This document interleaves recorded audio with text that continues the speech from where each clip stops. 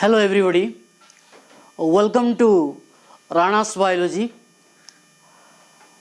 My dear students, you all know that we have discussed already respiration chapter in previous parts.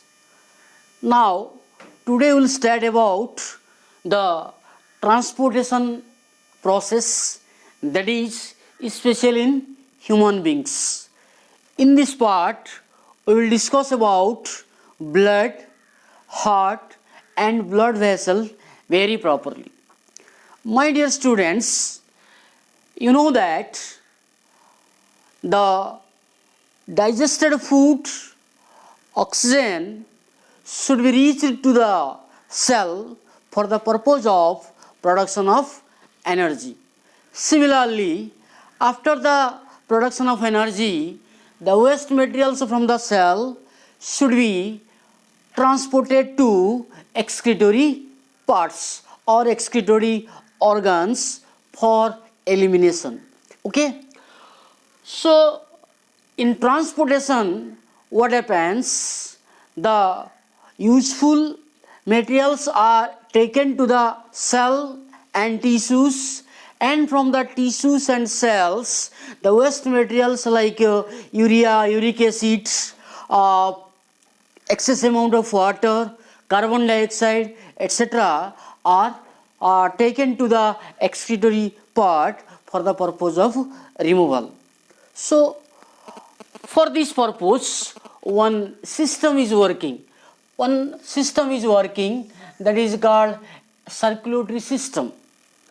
The circulatory system is the system by which oxygen, food, enzymes, hormones, etc. are transported across our body. We will discuss about this very properly. In human being, if you see in human being, the human circulatory system consisting of mainly blood, heart and blood vessels. These three are the major organs of the human circulatory system. So at first we will discuss about the blood. Okay, blood is the fluid connective tissue. It is the vascular tissue which help for the transportation of useful and waste materials. Okay. So let's discuss about properly components of blood and its functions. In higher classes, you will discuss very deep study about the blood, but in this level, in this part, we will discuss briefly about the blood. If you see the blood is mainly composed of two parts. One is plasma, another is blood cells or blood corpuscles. Okay, plasma is occupying nearly 55% out of total blood. 55% of blood is plasma, and in plasma also more than 70% of plasma is water. So my dear children, remaining 45% is blood cells or blood corpuscles. Blood cells or blood corpuscles. The blood cells or blood corpuscles are mainly three types. One is RBC, that is red blood cells or red blood corpuscles. These are otherwise called erythrocytes. Second one is white blood cells, that is WBC, which are known as otherwise leukocytes, colorless pigments. And last but not least, that is blood platelets, or that is otherwise known as thrombocytes.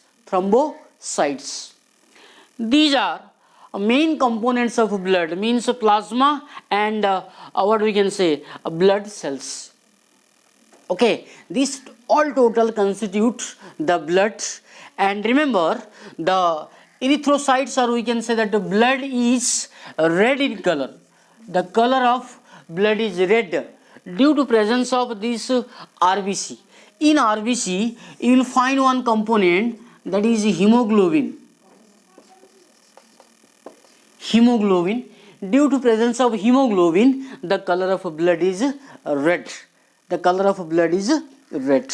So these all components play vital role for the circulatory system, and they show various functions. So let's discuss what are the various functions of the blood. Here all of you see, I have written some points. Functions of the blood. The main function of blood is transportation of nutrients to the cell. As I told you, in the process of digestion, food is simplified, and in the process of respiration, oxygen is intaken, and from various glands, exocrine and endocrine glands, the enzymes and hormones are also secreted. They should be transported, they should be carried to the cells for the various purposes. So they transport the nutrients. This transportation work is done by only blood. Okay. Second one is transportation of excretory products. As I told you, from our body, many excretory products are released from various organs. Excretory products are released in the form of urea, uric acid, ammonia, carbon dioxide, etc. They should be removed from the body. They should be eliminated from the body. These byproducts or nitrogenous wastes are taken by the blood and sent to the excretory organs. For example, urea is taken to the kidney. Okay, sweat is taken to the sweat glands. Carbon dioxide is taken to the lungs, etc. And at the excretory organ, what is done? The excretory products are removed. Similarly, transports O2 and CO2. Already I have told you already. In alveoli, in lungs, in between alveoli and blood, what happens? Exchange of gases happens. From the blood, carbon dioxide is sent to the alveoli, and from alveoli, O2 is sent to the blood. That O2 is combining with hemoglobin and form the oxyhemoglobin, and this oxyhemoglobin is reached to the cell for the purpose of energy production.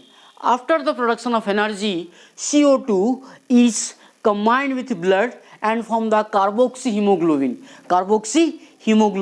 and that is brought to the lungs, and by the process of exhalation, what is happening? Carbon dioxide is removed out. Similarly, blood is also helpful for the resistance to disease. As I told you, the mainly WBC play the vital role in this point. WBC are the cells which are working as the scavenger of the body, means the microorganisms are removed from the body. If any foreign particles are entering inside our body, then they are fighting with them, means they are helpful for increasing immunity means resistance power to disease. Okay, by the process of phagocytosis,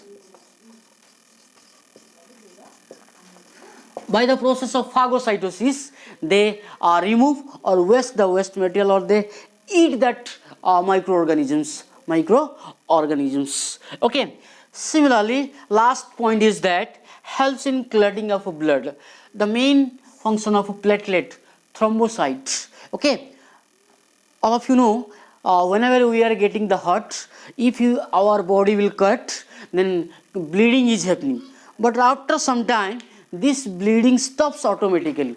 We close the cut, otherwise we tie the cut. If not, automatically what will happen? If it is the cut is small, then automatically the flow of blood will stop. Why? Because these blood platelets or thrombocytes, they form one hard covering, one network on the cut, so that the oozing out of blood is stopped. Okay, so these are the various functions of the blood. See, about the plasma I didn't tell. Plasma is the colorless particle or pale yellow color particle. It is forming the lymph also. From here, what is happening? Lymph are producing.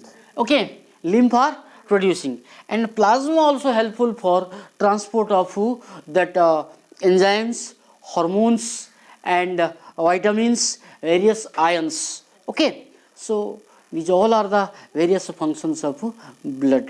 Okay, so this blood is playing a important role for the process of transportation.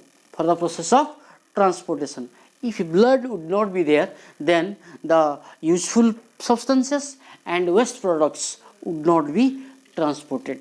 So now this is all about blood. We have discussed about blood.